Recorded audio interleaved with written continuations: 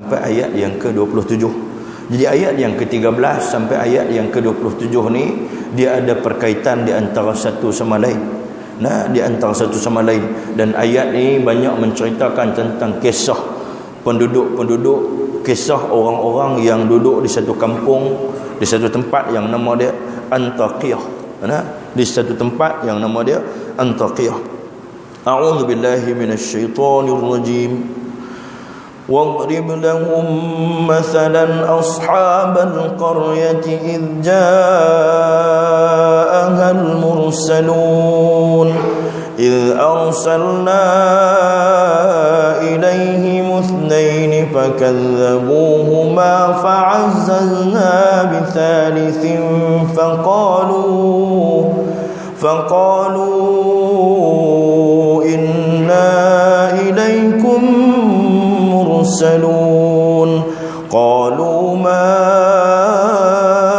أنتم إلا بشر مثلنا وما أنزل الرحمن من شيء إن أنتم إلا تكذبون قالوا ربنا يعلم إنا إليكم لمرسلون وما علينا إلا البلاغ المبين قالوا إنا تطيرنا بكم لئن لم تنتهوا لنرجمنكم وليمسنكم منا عذاب أليم قالوا طائركم معكم أئن ذكرتم بل أنتم قوم مسرفون وجاء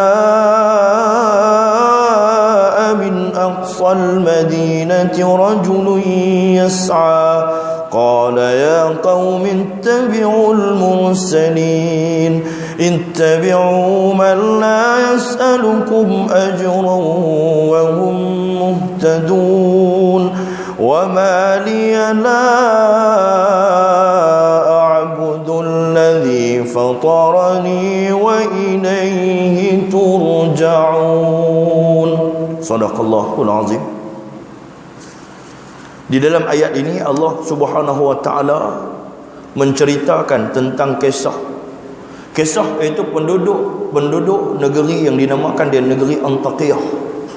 Penduduk Antakiyah ni tuan-tuan muslimin muslimat yang dirahmati Allah Subhanahu wa taala, kita tengok sikit cerita tentang siapakah penduduk Antakiyah ini. Mereka ini hidup di zaman Nabi Isa alaihi salam. Dan di zaman Nabi Isa alaihi salam wujud ramai di kalangan mereka ini rasul-rasul. Rasul-rasul yang tak termasuk di dalam rasul-rasul yang kita wajib ketahui. Dia tak termasuk dalam 25 orang rasul, dan dia ni adalah rasul-rasul yang duduk di dalam kumpulan 314 rasul ni. Jadi puak-puak Antakiyah ni, mereka ni ada seorang raja yang nama dia Antakis. Raja Antakis ni, dia ni seorang raja yang sembah berhala. Dan di negara dia ni banyak diamalkan sistem perjudian sebagai sumber negara. Sistem perjudian, jual perempuan, rompakan, maksiat dan sebagainya. Macam-macam lagi yang dibuat di sana. Macam-macam lagi sistem yang dibuat, penyeludupan dan sebagainya. Macam mana negara kita pun ada. Negara kita pun sama lebih kurang tu juga. Tuan-tuan tahu yang terbaru ni ada seorang yang kita kata level atas juga. Dia bagi satu saranan, dia kata supaya diturunkan harga arak. Orang Islam mengaku beriman kepada Allah, sembahyang Jumaat macam kita, puasa macam kita, sambut Maulid Rasul macam kita juga, sambut Isra Mi'raj, semua mula-mula Islam ni dia sambut. Tapi dia juga yang suruh buat turun harga arak. Harga hak patut dia suruh buat turun, dia tak suruh buat turun, dia suruh buat turun harga arak. Awak kita ni banyak duk kedarah arak lah orang Islam ni. Sampai dia jadi buta perut. Saya ada satu pantun dia duk ajak saya, dia berkata 5 perut buah temikai, buta perut tak ada akai. Jenis tu. Kan? Pasal apa yang habis jadi kalut sampai macam ni pasal apa yang duduk suruh turun benda tak sepatutnya turun. Kan? Kita duk minum hari-hari ni bukan kita minum haram. Kan? Orang Islam. Jadi pasal apa dia pergi buat macam tu? Sebab apa? Zuyyina lahum su'u a'malihim. Sebab diri mereka ini dihiasi dengan apa? Dengan maksiat. Dinampakkan maksiat, dinampakkan dosa yang mereka buat tu nampak sebagai satu benda baik, nampak sebagai satu benda yang baik, nampak sebagai satu benda yang bagus di dalam kehidupan mereka. Sebab itulah mereka sanggup buat macam tu. Sebab itulah mereka sanggup jadi macam tu. Sebab itulah mereka sanggup buat apa saja untuk menyenangkan hati kaum kerabat mereka yang sama-sama bermaksiat dengan mereka. Sebab tu mereka rasa tak ada masalah apa. Begitulah juga berlaku kepada puak-puak Antaqiyah. Puak-puak Antaqiyah ni mula-mula dihantar Nabi Isa AS. Kemudiannya Allah Subhanahu Wa Taala perintahkan Nabi Isa kepada tugas yang lebih besar. Dia bagi dekat Nabi Isa ni tugas yang lebih besar. Dan selepas itu Nabi Isa ni dihantar lagi kepada dia 2 orang Rasul. Dihantar lagi 2 orang Rasul. Dan nama salah seorang, nama 2 orang Rasul ni, salah seorang nama Sadiq dan salah seorang lagi nama Masduq. Nah, dua-dua Rasul ni dihantar. Dan kemudiannya mereka dihantar masuk di dalam kampung Antaqiyah ni. Dan kemudian mereka disuruh berdakwah, ajak Raja Antaqis dan juga kaum Antaqiyah ni beriman kepada Allah, balik kepada agama Tauhid adalah agama yang sebenar, yang sepatutnya dianuti oleh seluruh manusia pada ketika tu. Tapi puak-puak Antaqiyah ni, geng ketegar, geng tak dengar cakap. Macam kita dah, kita cukup banyak dah pengajaran yang Allah Subhanahu Wa Taala tunjuk. Yang terbaru ni tuan-tuan, ada lelaki dan seorang perempuan, mereka berzina. Nak berzina sampai last sekali Allah nak tunjuk dekat mereka, melekat duduk ni. Melekat, kemudiannya duduk dalam, polis dah bubuh di dalam sarung tu, nampak duduk melekat. Tuhan tunjuk, tapi kita tak ada rasa apa pun. Nah, melekat macam tu patutnya dah jadi pengajaran, tapi makin ramai lagi orang melakukan maksiat. Dan kemudiannya kita tengok yang seterusnya, Allah Subhanahu Wa Taala matikan banyak ulama dalam bulan ni. Ni dalam bulan ni saja tuan-tuan, ramai ulama dah pergi meninggalkan kita. Nah, antaranya Dr. Abdul Karim Zaidan, dan antaranya yang terbaru ni Tok Guru belah pondok Cegak, belah Pendang Cegak, baru meninggal juga, baru 2-3 hari lepas meninggal. Kemudiannya satu ustazah pakar dalam bidang bahasa Arab meninggal di Mekah. Nak meninggal di Mekah. Jadi ramai di kalangan alim ulama yang Allah Subhanahu Wa Taala cabut. Itu menandakan benarnya hadis Rasulullah SAW. Nabi sebut dalam hadis, Nabi kata la yaqbidul ilma intiza' illa biqabdil ulama. Tidak dicabut ilmu itu daripada dada-dada para alim ulama ini, tapi Allah cabut ilmu dengan mematikan para alim ulama. Ini menandakan bahawa kita ni dah berada di hujung-hujung dunia. Kita dah berada di hujung-hujung dunia dan kita berada di akhir-akhir zaman. Maksudnya kita adalah umat terakhir. Bahawa Allah Alam, bila lagi kita berkesempatan untuk melakukan amal ibadah kalau sekiranya Allah SWT jadikan esok adalah hari kiamat. Allah boleh jadikan esok hari kiamat. Allah boleh jadikan Jumaat depan hari kiamat. Allah boleh jadikan Jumaat sekali lagi hari kiamat. Ataupun Allah SWT boleh jadikan kita keras kaku, tak boleh nak bergerak. Allah boleh jadikan kita mati serta-merta. Sebab apa? Zaman, di akhir zaman ni disebut umat-umat Nabi Muhammad ni, Allah SWT matikan mereka dalam keadaan faj'atan, mati mengejut. Banyak umat Nabi Muhammad ni jadi depa ni mati mengejut, faja'atan. Sebab tu kita jangan terkejut juga. Sebab itulah kita kena bersedia supaya kita tak dikejutkan dengan kematian. Nah, dia kata kita mati pun tak sonok, dia tak mati duk naik van putih tu. Cuba mati boleh naik estima ke, lainlah sikit. Kan masjid-masjid ni tukar surau ke, kan beli estima satu buh jenazah satu. Nah, buh lambang, buh apa nama?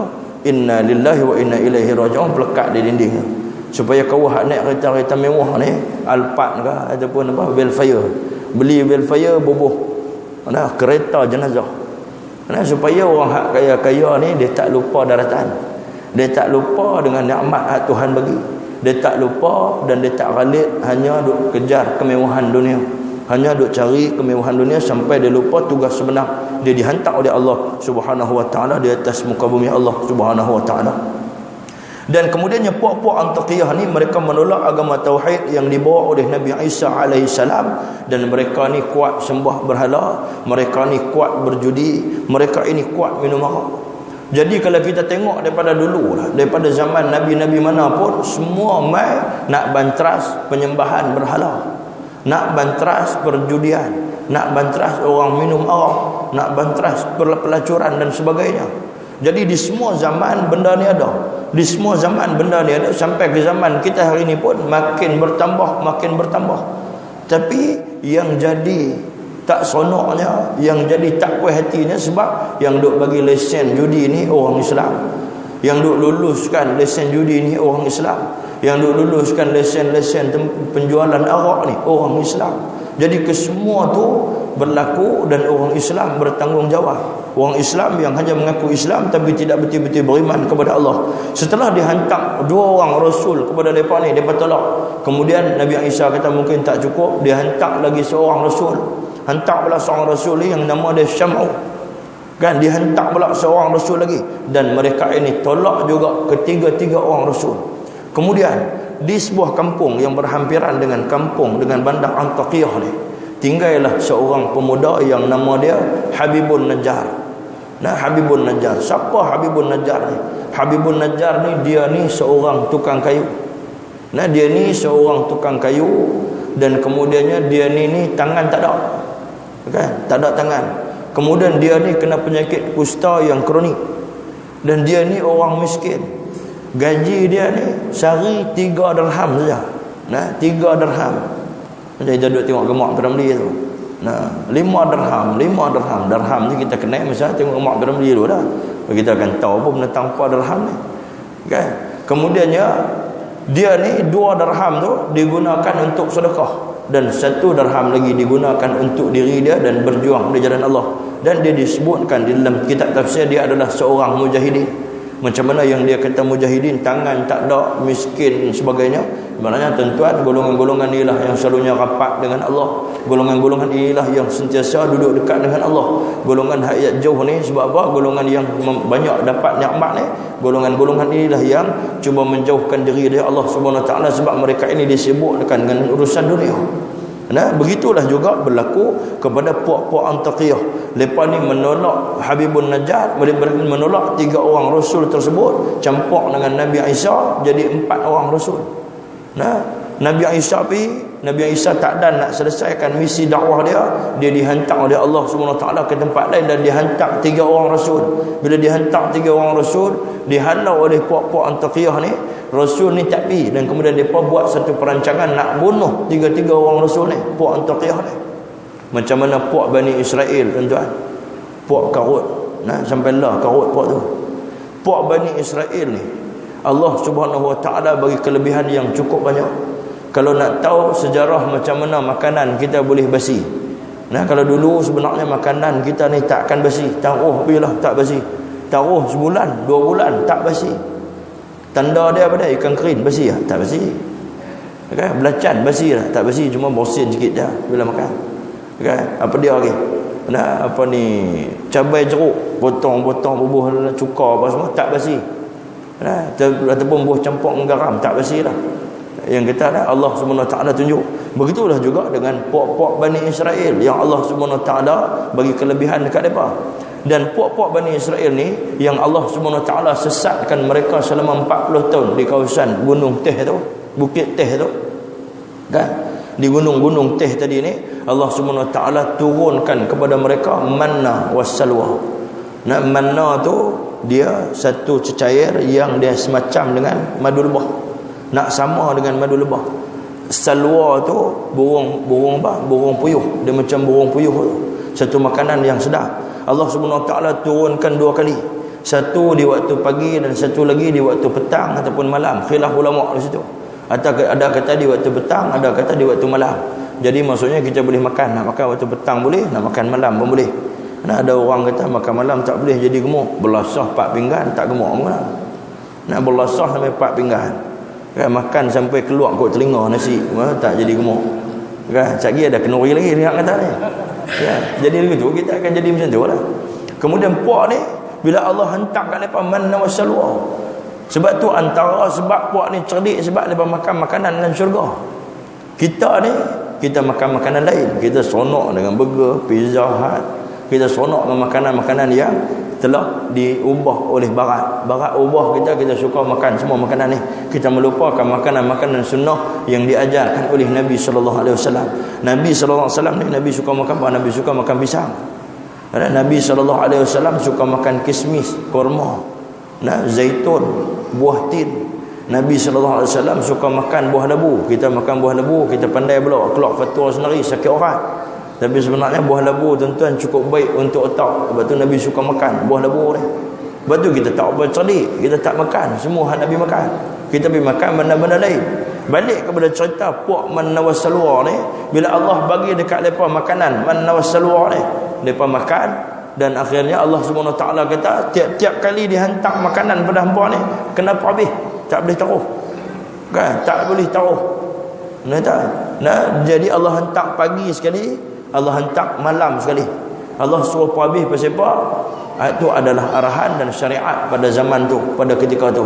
Jadi puak-puak ni ada di kalangan mereka. Sebenarnya Allah SWT nak tengok mereka ni ikut arahan Allah ataupun tak. Tapi ada di kalangan mereka ni yang buat cerdik. Dia ambil makanan tadi, dia simpan supaya malam dia boleh makan 2 ekor. Pagi sekor, malam dia boleh makan lagi sekor burung puyuh. Malam satu dah, pagi dah dapat satu, taruh pula sampai petang, malam boleh makan pula. Mula-mula makanan yang Allah SWT berikan atas dunia ni pada ketika tu tak basi, makanan tak basi, makanan tak rosak. Tapi disebabkan puak ni lah, mereka taruh makanan tu, Allah jadikan makanan tu basi. Sebab Allah nak tunjuk dekat mereka, kata apa yang aku suruh hampa buat, hampa bantah, hampa ketegak lawan, aku boleh buat benda yang lebih daripada hampa fikir. Jadi Allah SWT hantar 2 kali, mereka ingkar dengan arahan Allah SWT. Begitulah dengan puak-puak Antaqiyah, sama saja dengan puak-puak hak yang macam mana puak-puak geng Nabi Musa ni. Begitulah berlaku kepada geng Nabi Isa ni. Mereka ni dihantar Nabi yang Allah SWT bagi kelebihan. 3 orang Nabi ni Allah SWT bagi kelebihan dekat mereka. Mereka ni boleh sembuhkan segala macam penyakit. Jadi orang-orang yang ada di Antaqiyah ni yang kena macam-macam penyakit sopak ke, penyakit kusta ke, penyakit apa pun boleh disembuhkan oleh puak-puak Nabi-Nabi hak 3 orang ni. Sebab apa? Nabi Isa AS dah ajak mereka cara macam mana nak berubat. Cara macam mana nak berubat, dan Allah bagi pula kelebihan dekat mereka ni, boleh menghidupkan orang yang baru mati. Tu ilmu yang Allah SWT berikan kepada 3 orang Rasul yang dihantar kepada geng Antaqiyah. Jadi puak ni cuba dibunuh. Geng-geng ni nak bunuh Nabi-Nabi yang 3 orang ni. Bila dah nak bunuh Nabi hak 3 orang ni, Habibun Najjar yang duduk di luar kota pada ketika tu, dia bila dia dengar saja berita ni, dia pun terus main dan kemudian dia kata, hari ni aku nak beritahu dekat hangpa semua, aku telah beriman kepada Allah Subhanahu Wa Taala. Aku beriman dengan agama yang dibawa oleh Nabi Isa ini. Aku telah beriman dengan agama yang dibawa oleh Nabi Isa. Sebab apa? Dia ni memang seorang rasul, dan 3 orang ni pun adalah rasul dari Allah Subhanahu Wa Taala. Geng-geng ni jadi berpaling arah. Mula-mula mereka nak bunuh 3 orang rasul, jadi mereka tak jadi. Akhirnya mereka bunuh Habibun Najjar. Mereka buat apa dekat Habibun Najjar ni? Mereka bunuh dengan keadaan yang cukup zalim. Mereka tikam punggung dia sampai ada yang kata keluar perut melalui mulut dia. Mereka tikam telinga dia, mereka sumbat telinga dia, mereka sulah telinga dia, mereka sulah hidung dia, mereka korek biji mata dia. Mereka bunuh, mereka tikam perut dia dengan dahsyat. Akhirnya mati dah dia ni dalam keadaan yang mengerikan. Tapi sebelum dia disiksa teruk, sebenarnya Allah Subhanahu Wa Taala telah cabut nyawa dia terlebih dahulu supaya dia tidak merasakan kesakitan. Jadi kita kadang-kadang jadi confused. Ada orang kata orang yang mati ni akan rasa sakitnya. Ada kata pula macam cerita Habibun Najjar ni, dia tarik rasa sakit. Sebenarnya itu semua adalah ketentuan Allah Subhanahu Wa Taala. Kalau kita baik atas dunia ni, Allah akan ringankan penderitaan sewaktu kita mati. Kalau kita hari ni hidup berasa kuat, berasa sombong dalam hati, hidup atas dunia hari ni kita berasa kita lah betul segala-galanya, dengan siapa mai tegur kita. Kita rasa kita pandai, kita rasa kita betul semua. Tunggulah azab yang Allah Subhanahu Wa Taala sediakan, dan berhadapanlah kita dengan Allah Subhanahu Wa Taala dalam keadaan yang sangat dahsyat. Setelah diterangkan keadaan musyrikin Arab yang degil, yang ketegang, Jadi ayat yang sebelum ni menceritakan tentang puak-puak musyrikin hak ketegah. Abu Jahal, Abu Lahab yang tak mau terima Islam, walaupun macam-macam dah Nabi SAW tunjuk dan nasihat pada mereka. Nabi SAW tunjuk satu pengajaran, satu perangai yang cukup baik. Kalau perasan hari ni tuan-tuan, Nabi SAW pasal apa orang boleh ikut dia? Antara contoh yang dibawa oleh Nabi SAW, bila Nabi SAW tunjukkan satu contohnya apa yang berlaku di Madinah. Suatu hari Nabi SAW sedang duduk mengajar. Tiba-tiba mai seorang sahabat, dan kemudian sahabat ni berdiri di tengah-tengah, dan kemudiannya dia panggil sahabat Nabi, dia panggil Zaid. Wahai Zaid. Zaid ni anak angkat Nabi. Dia kata, Zaid Ahmad. Bila Nabi dengar, Nabi duduk ujung, Nabi dengar yang sahabat ni nama Abu Talhah ni panggil Zaid. Wahai Zaid, dia kata ta'al. Dia kata dia panggil Zaid mai. Kemudiannya Nabi SAW tanya dia, ya Abu Talhah, adakah hang panggil Zaid? Dia kata ya. Pasal apa hang panggil Zaid? Dia kata aku panggil Zaid ni sebab aku nak suruh Zaid jemput engkau ya Rasulullah ke rumah aku. Nabi buat kenuri, ini nak pergi kenuri rumah dia nak jemput Nabi SAW. Kemudiannya Nabi SAW jemput semua orang yang ada di dalam tempat kuliah tu. Ada lebih kurang 70 ke 80 orang, termasuk dengan golongan-golongan ahli sufah, orang-orang yang duduk di masjid, kan, orang-orang miskin yang duduk di masjid pada ketika tu. Dan kemudian selepas kuliah Nabi, semua pakat pergi. Abu Talhah tadi ni, bila dia dengar kata Nabi SAW jemput semua sahabat yang ada, dia ni jadi pucat. Jadi ketak. Pasal apa? Dia ni orang miskin, Abu Talhah ni. Abu Talhah ni kalau ikut sejarah dia ni orang kaya.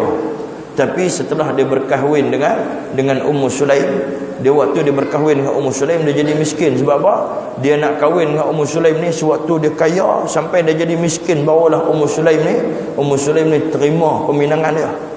Terima peminangan dia. Masa dia kaya ni, dulu Ummu Sulaim tak terima. Sebab Ummu Sulaim dia takut terpesona, dia takut terikut-ikut dengan kemewahan yang ada pada Abu Talhah. Tapi Abu Talhah ni akhirnya dia ni pun balik rumah dalam keadaan muka pucat takut. Pasal apa? Nabi jemput semua sahabat yang ada pada masa tu. Kemudiannya Ummu Sulaim ni dia tanya, ya Abu Talhah, pasal apa muka hang takut? Pasal apa muka hang nampak pucat? Pasal apa muka hang nampak risau? Kemudian Abu Talhah kata, wahai Ummu Sulaim, dia kata macam mana aku tak risau? Aku pergi tadi ni masjid, aku pergi nak jemput Nabi mai makan di rumah kita ni, nak buat kenduri 2-3 orang saja. Tiba-tiba Nabi SAW panggil semua orang yang ada dalam masjid. Bila panggil semua, aku pun mula fikir banyak, aku pun lari balik dalam keadaan takut, aku tak tahu nak buat apa. Ummu Sulaim kata, pasal apa hang bimbang? Pasal apa hang takut? Sedangkan yang hang jemput tu siapa? Yang aku jemput tu Nabi. Sedangkan yang Nabi jemput tu siapa? Yang Nabi jemput tu adalah sahabat-sahabat Nabi, sahabat-sahabat aku juga. Kalau sekiranya hang yakin yang dia tu Nabi, hang yakin yang dia tu Rasul, takkanlah Allah Subhanahu Wa Taala nak penaya dia. Takkan Allah Subhanahu Wa Taala nak penaya dia ni seorang Nabi. Sebab apa? Mula-mula Nabi ni panggil mereka semua, dan kemudiannya bila mula-mula hang pi tu dan keadaan hang nak buat benda baik, hang nak panggil Nabi. Nak panggil Nabi. Kemudian Nabi SAW terima pelawaan, dan Nabi SAW pula panggil mereka. Jadi Nabi SAW akan bertanggungjawab atas orang yang mereka panggil, yang Nabi panggil. Dan hang bertanggungjawab ke atas orang yang hang panggil. Itu hang panggil Nabi. Takkanlah Allah, takkanlah Nabi SAW nak penaya dekat hang, dan takkanlah Allah SWT nak penaya Nabi. Sedangkan Nabi ini adalah kekasih Allah. Tu orang cerdik, tuan-tuan. Dia boleh fikir. Dia boleh fikir. Macam kita ni lah, kita duduk main mengaji, duduk pulun mengaji ni, takkan Allah SWT nak penaya kita. Takkan malaikat raqib dengan atid ni nak tulis depa ni tak ada dia tak main mengaji, kita main mengaji ni ditulis tak main mengaji dah. Tetap ditulis. Kalau tak rakam hari ni pun memang Allah SWT tulis siap dah.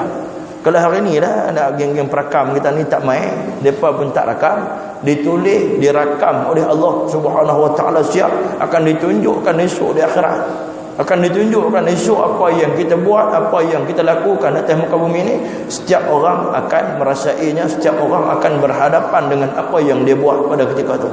Jadi pilah mereka ni semua ke rumah Abu Talhah. Dan kemudian Nabi SAW pesan, hampa masuklah ke rumah Abu Talhah ni 10 orang. Jangan masuk ramai-ramai. Sampailah habis semua sekali, barulah Nabi SAW tanya, ya Aba Talhah, ada tak lagi makanan untukku? Kalau tak ada, tak apa ya Aba Talhah. Nabi SAW satu manusia baik, dia tunjuk contoh baik. Kalau sekiranya orang lain lapar, dia orang yang paling lapar. Kalau orang lain kenyang, dia akan last sekali jadi orang yang kenyang. Tu Nabi SAW. Tapi kita hari ni apa jadi tuan-tuan? Kita tak ambil kisah umat Islam kita yang miskin. Kita tak ambil kisah sahabat-sahabat kita yang berada di dalam penderitaan. Kita tak hantar walaupun satu doa kepada mereka. Kita tak hantar satu doa pun kepada remaja-remaja kita yang makin rosak pada zaman kita hari ini.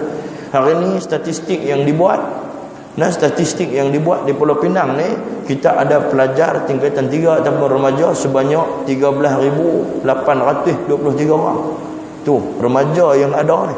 Dia ada 13,823 orang. Macam saya cerita dekat tuan-tuan baru ni. Satu sekolah yang semayang subuh, yang semayang ni hanya ada lebih kurang 6 ke 15 orang. 15 orang ya, lebih kurang. Statistik dia ataupun purata dia, satu sekolah yang ada 1,000 orang yang semayang subuh, yang semayang waktu ni hanya ada lebih kurang 15 orang. Bayangkan kita ada 13,823 orang. Maksudnya ramai di kalangan remaja-remaja kita yang tidak melakukan ibadat, tidak melakukan solat. Apa akan jadi kepada generasi yang akan datang? Sebab tu hari ni jangan kita pulun sorang-sorang. Kita duk cari bab agama ni, kita hanya pentingkan diri kita. Kita tak bawa, kita tak ajak sahabat-sahabat kita duduk bersama-sama dengan kita. Bagi sahabat-sahabat yang masih lagi duduk di rumah, masih lagi tak rasa nak tergerak hati dia untuk melangkah ke rumah-rumah Allah, ambillah, jadikanlah keadaan sekarang ni, jadikanlah keadaan maksiat yang makin banyak pada zaman kita hari ini sebagai satu turning point untuk kita berada pada jalan Allah, untuk kita sama-sama berada untuk mencari ilmu Allah Subhanahu wa taala. Dan kemudiannya apa yang ditunjukkan, dia kata puak-puak musyrikin Arab ni yang degil menolak ajaran Rasulullah sallallahu alaihi wasallam dan terus kekal di dalam kekufuran. Maka Allah Subhanahu wa taala datangkan perumpamaan kedegilan dan kekufuran mereka itu sama seperti penduduk sebuah negeri yang dikenali sebagai Antakiyah yang saya cerita dekat tuan-tuan tadi. Dan kemudiannya disebabkan kekufuran, kedegilan dan pendustaan Antakiyah terhadap Rasul Allah, maka Allah Subhanahu wa taala hancurkan mereka dengan satu pekikan yang dahsyat, iaitu sihatun wahidah. Satu pekikan yang dahsyat, satu jokah yang dahsyat, mati, tercabut jantung, mata terkeluar habis. Ni puak-puak penduduk Antakiyah ni. Puak penduduk Antakiyah ni Allah jadikan kena jokah, kemudiannya tercabut jantung, putih jantung, kemudian mata terkeluar. Mata terkeluar habis. Dan kemudiannya dalam ayat yang awal kita baca tadi, a'udzubillahi minasyaitonir rajim, wadrib lahum masalan ashabal qaryati idh ja'aha al-mursalun. Itu terjemahan dan ceritakanlah kepada mereka satu keadaan yang ajaib mengenai kisah penduduk sebuah bandar yang tertentu, iaitu ketika mereka didatangi rasul-rasul, iaitu ashabal qaryah ini adalah penduduk Antakiyah, adalah penduduk Antakiyah. Menurut kebanyakan ulama tafsir, dia kata bahawa kawasan yang disebut oleh Allah Subhanahu wa taala sebagai Al-Qaryah itu ialah di dalam ayat ini ialah Antakiyah. Atau Antakiyah itu sebuah bandar yang terletak di utara negara Syria. Di utara negara Syria ataupun Syam pada ketika itu. Dahulunya dia kata bandar tersebut terletak di negara Turki, tetapi setelah tamat Perang Dunia Pertama, maka berlaku perubahan daripada segi geografi yang telah menyebabkan wujudnya negara kawasan di timur, tengah dan Asia Barat. Kebanyakan kawasan di daerah itu telah jatuh ke tangan orang barat pada ketika itu. Iaitu penduduk bandar Antakiyah adalah kafir dan ia diperintah oleh raja kafir yang bernama Antakis. Antakis bin Antakis nama. Nama tak tahu maksud apa, tak tahu. Saat ni dia dengar sedap balik pilih buah nama anak pula. Muhammad Antakis ni jadi macam raja ni. Pemeluk agama penyembahan berhala. Jadi depa ni sembah berhala. Macam tu juga kita tuan-tuan, kita nak cari pemimpin. Nabi sebut dah dalam hadis. Nabi kata Kalau sekiranya kita pilih pemimpin tak ikut ciri-ciri Islam, maka akan naik pemimpin itu pemimpin yang lagi zalim daripada pemimpin yang sebelum tu. Akan naik pemimpin yang lagi zalim, akan naik pemimpin yang lagi zalim. Pasal apa?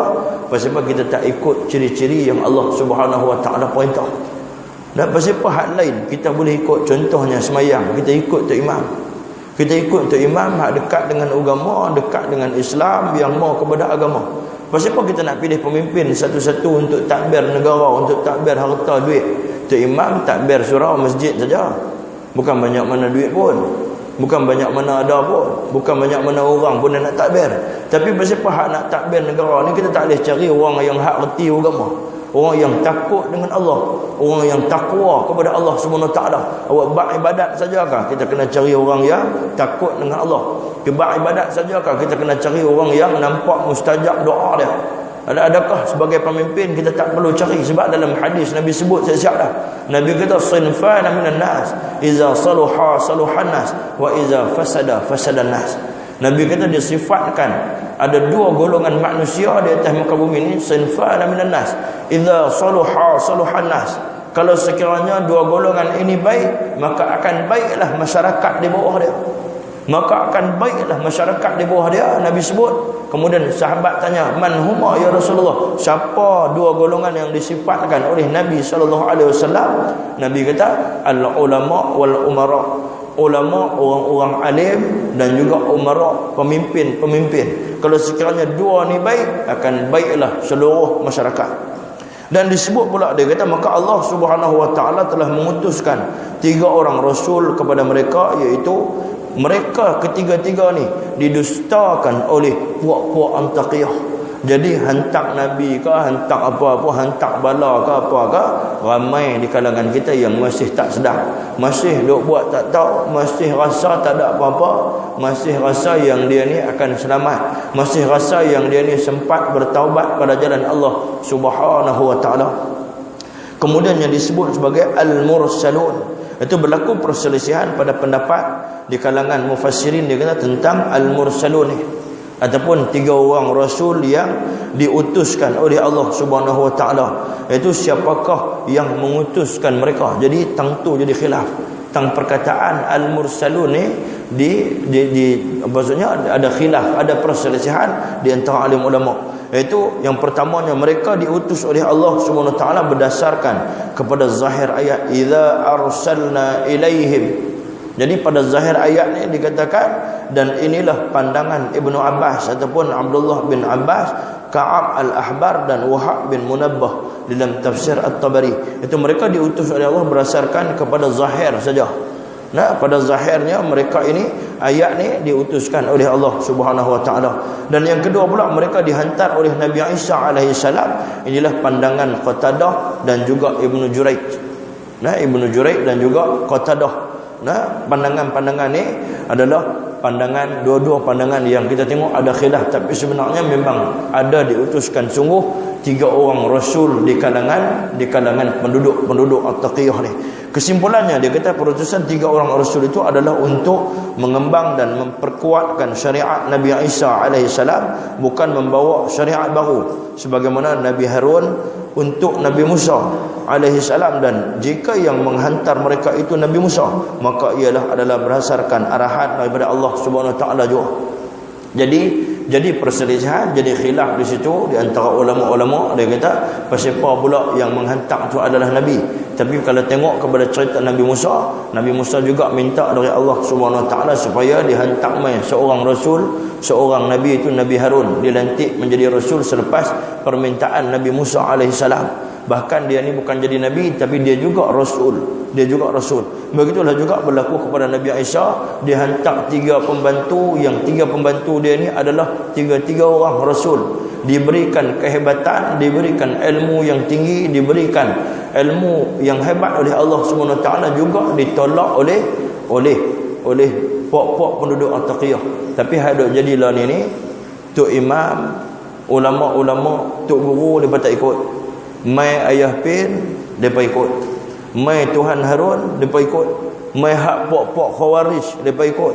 Mai pok-pok hak merapu ni depa ikut. Pasal apa? Zuyyina lahum su'u a'malihim. Sebab apa? Dihiasi ke atas mereka ini perbuatan-perbuatan buruk yang nampak hebat, yang nampak baik.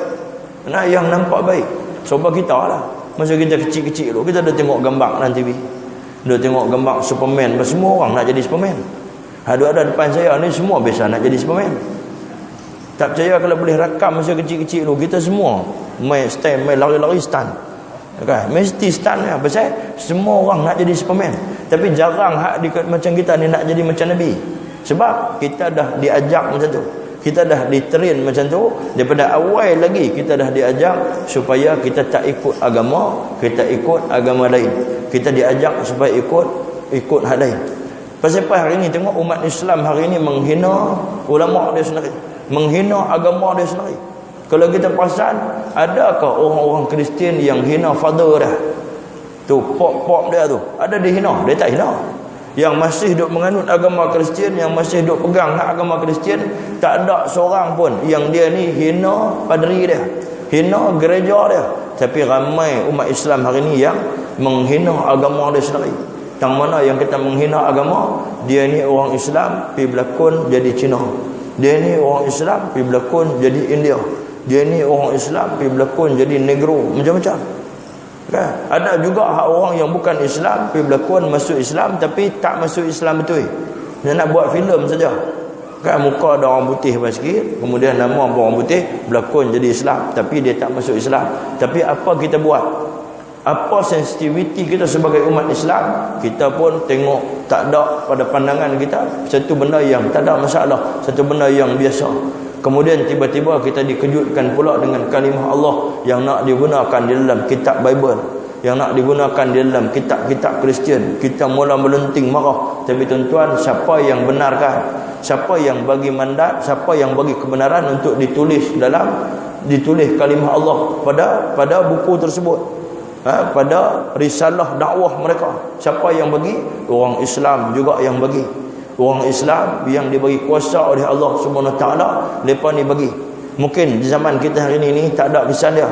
Mungkin dia akan ada kesan 20 tahun akan datang. Kita cuma tak setuju daripada sudut penulisan. Tapi kalau sekiranya orang yang bukan Islam hak lain memang mengaku Allah Tuhan dia, kita tak boleh kata apa. Kita tak boleh kata apa. Sebab mereka pun percaya yang Allah Subhanahu Wa Taala ni ada. Cuma cara mereka beriman kepada Allah tu tak betul.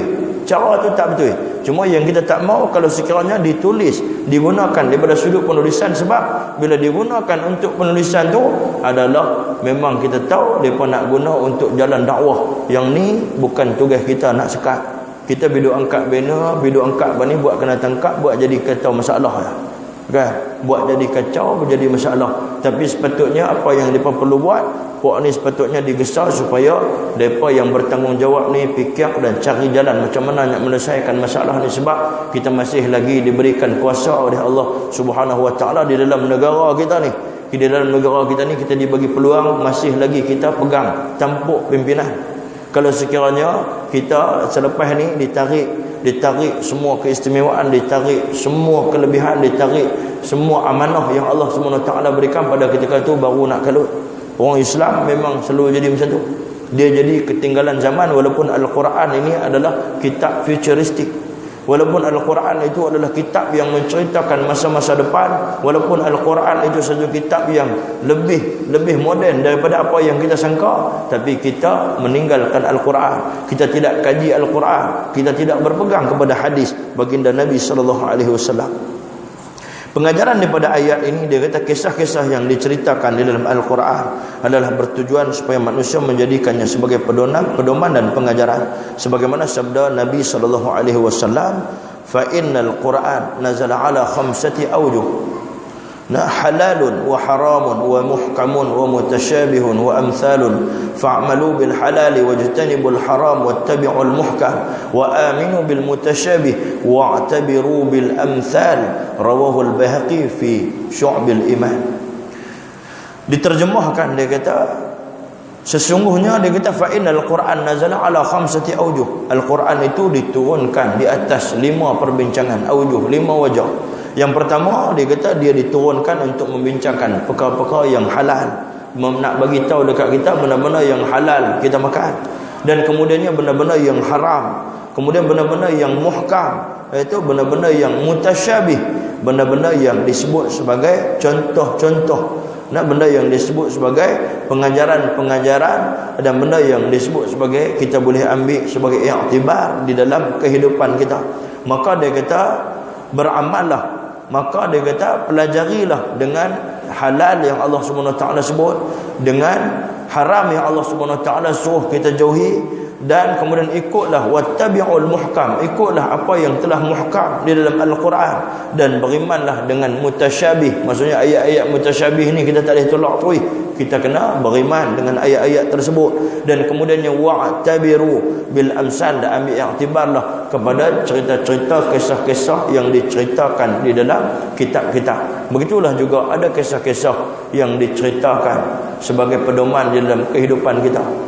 Kita ni tuan-tuan sebenarnya dah banyak pengajaran yang dibawa di dalam Islam. Banyak pengajaran yang kita boleh ambil yang iktibar daripada keliling kita. Macam mana kita nak jadi golongan yang kuat buat ibadat kepada Allah, telah diceritakan banyak dalam kisah-kisah para sahabat, kisah-kisah wali-wali Allah. Macam mana cerita seorang wanita yang nama dia Rabi'ah binti Ismail. Rabi'ah binti Ismail. Rabi'ah binti Ismail ni dia hidup di negara Syam. Dia hidup di Syam pada masa tu. Kemudiannya dia ni seorang perempuan kaya. Sebab apa? Suami dia dulu ni orang kaya. Kemudiannya suami dia ni telah meninggal dunia. Jadi janda lah dia. Tapi kalau tuan-tuan nak, tak ada dah, dia pun mati dah. Cerita lama ni, bukan baru. Cerita negeri Syam dulu. Dia mati dah, Rabi'ah ni pun. Rabi'ah ni dia orang yang sangat kuat buat ibadat kepada Allah Subhanahu Wa Taala. Jadi semua orang pandang mulia pada dia ketika suami dia masih hidup. Dan kemudiannya bila jadi janda ni tuan-tuan, jadi masalah. Kan bila jadi janda ni, ramai di kalangan hak hero-hero kita ni, kan, hero atas dunia ni bukan tak tahu. Orang jantan ni bila pergi tanya kahwin ni dah, saya bujang 3, tak kahwin lagi. Ada kosong lagi 3. Dia tak tahu kalau dia silap isi dia akan merana, dia silap isi dia akan jadi teruk. Jangan duk sangka kata clear. Kemudiannya Rabi'ah ni nak jadi ceritanya, dia ni bila dah kematian suami sampailah habis iddah, dia ni sorakan satu hasrat hati dia. Pada ketika zaman dia tu ada seorang ulama nama dia Ahmad Al-Hawariri. Ahmad Al-Hawariri ni dia ni satu orang yang sangat kuat buat ibadat kepada Allah. Dia ni kira pagi buat ibadat, malam buat ibadat. Beza dengan kita. Kita semayang 5 waktu, kemah main masjid ni bahasa kemah dah. Bahasa kemah dah. Cuba kita kaji tengok, kita semayang tuan-tuan baru berapa minit sehari. Kita semayang subuh katalah 3 minit. Kita semayang zuhur 5 minit. Campur jadi 8 minit. 8 minit ni campur dengan semayang asar lagi 5 minit. Jadi berapa minit? 13 minit. Betul? Silap kira lagi. Kemudian campur lagi dengan semayang maghrib apa semua, kan, dan bercampur dengan isyak, lebih kurang kita semayang ni baru 22 minit ke 25 minit macam tu je. Sehari semalam Allah Subhanahu Wa Taala bagi dekat kita 24 jam. Masa tu panjang, 24 jam. Tolak tengok 22 minit, 23 minit ataupun 25 minit saja kita semayang. Kalau 30 minit pun tak banyak. Setengah jam saja kita semayang dalam masa sehari. Kan, dalam masa sehari. Dan hak setengah jam kita sembahyang tu pun belum tentu diterima oleh Allah Subhanahu Wa Taala, sebab pada hadis yang lain bika akhudhu wa bika u'ti, ibadat kita akan diterima berdasarkan keislaman kita kepada Allah Subhanahu Wa Taala, seperti mana hadis yang Nabi sebut. Nabi kata taji'ul a'mal yaumul qiyamah, akan datang segala amalan kepada kita di akhirat. Summa fataji'us salah, summa fataji'us siyam, summa fataji'us sadaqah, semua mai habis semua amalan. Summa fataji'u a'malu kulluh, mai semua amalan-amalan yang kita buat atas muka bumi ni, semua amalan, hak baik ke hak buruk ke hak tak buruk, semua akan mai. Dan kemudiannya summa fataji'ul Islam, datanglah Islam kita. Bika akhudhu wa bika u'ti, disebabkan keislaman kita inilah sama ada akan diterima semua amalan yang kita buat. Jadi kita kena cek Islam kita ni, adakah betul-betul kita ikut Islam, ataupun kita hanya berpakaian seperti pakaian orang Islam, adakah hanya kita makan macam orang Islam, adakah kita minum saja macam orang Islam. Hak di hati kita ni tak seperti hati orang Islam, hati orang yang beriman kepada Allah Subhanahu Wa Taala. Nah, begitulah juga berlaku kepada mereka ni. Rabi'ah ni dia kuat buat ibadat. Dan juga Al-Hawariri ini pun kuat buat ibadat kepada Allah. Dan Al-Hawariri ini dia ni orang yang rajin duk uzlah dan berzikir kepada Allah Subhanahu taala. Orang yang kuat zikir kepada Allah, orang yang kuat buat ibadat kepada Allah dan disebut sebagai abid. Dan dia ada seorang guru. Jadi dia ni banyak duk rujuk dengan guru dia. Kita ni tak pandai mana pun, tak ada guru. Hidup cara kita lah. Nak buat apa kita buat, silap baru kalut. Silap baru jadi kalut. Silap buat barulah kita rasa menyesal, baru nak patah balik. Masa duduk hidup bulan ini tak hampir kita dengan guru, tak cari guru pun, tak rasa apa pun, tak ada guru. Rasa tak apa, guru dia siapa? Internet. Nanti guru kita ada internet, duduk orang balik tekan saja. Memang aku tak pergi surau, tak pergi masjid, tapi aku mengaji banyak pada hampa lagi. Mengaji dekat Zahid terus. Tak nak pergi, aku mengaji dalam TV, dalam internet. Mengaji dekat Dr. Guru, Dr. Harundin. Aku mengaji dengan Dr. Harundin. Mengaji kah dengan Syekh Yusuf Qardawi? Tak mengaji. Syekh Yusuf Qardawi dulu aku mengaji dengan dia. Ustaz Don apa semua ni, semua Tok Guru aku. Jadi dia mengaku semua ni Tok Guru dia. Wallahu a'lam. Kita saja boleh ambil sebagai rujukan. Tapi yang betul kita main mengaji berhadapan ni, dia panggil talaqi ni, yang ni lah yang disuruh oleh Nabi SAW.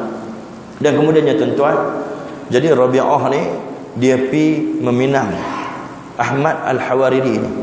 Agak-agak kita lah, ada siapa-siapa dah nak main minang kita. Kita siapa pun tak mau main. Bukan ada kelebihan apa pun. Kan? Terus duduk trimisai buah minyak sapi apalah. Kan? Kita ni tak ada kelebihan apa. Jadi Rabi'ah ni dia pi meminang Al-Hawariri ni ada sebab. Ada sebab macam dia. Sebab tu dia pi minang Al-Hawariri. Kita ni pun kadang-kadang hak duk kenal kat kita. Hak jenis macam kita lah. Kita gatai, hak kenal kita pun hak jenis gatai. Pi duk kat kedai makan, pi duk buat sopa ayam bapak. Duk. Kemudian perempuan tengok pun syok, kita pun syok kat dia, balik duk tak tangan tadi. Kemudian telefon pun beli jadi dua dah. Tu jadi masalah. Perempuan kena cek. Kalau ada telefon dua tu kena balik cek suami ni. Dan kemudiannya apa jadi? Lepas ni pun kemudiannya Al-Hawariri ni dia pergi jumpa